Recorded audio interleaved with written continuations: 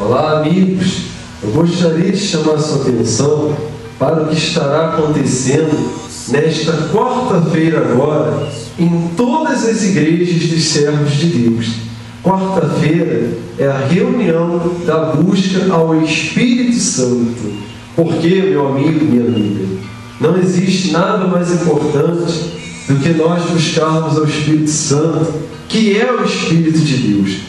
No livro de Efésios, capítulo 6, versículo 10, fala a respeito da armadura de Deus.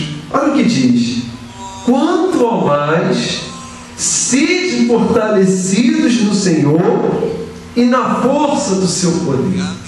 Somente em Deus é que nós podemos encontrar a força e o poder.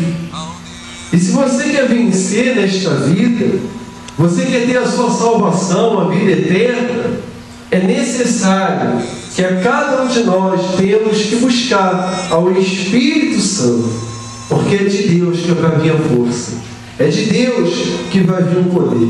É por isso que eu convido você que nos acompanha através desse vídeo, para que você esteja em uma de nossas igrejas nesta quarta-feira, onde será somente de busca, louvor e adoração ao nosso Deus. Venha buscar ter a armadura de Deus e você vai ver que nunca mais a sua vida será a mesma.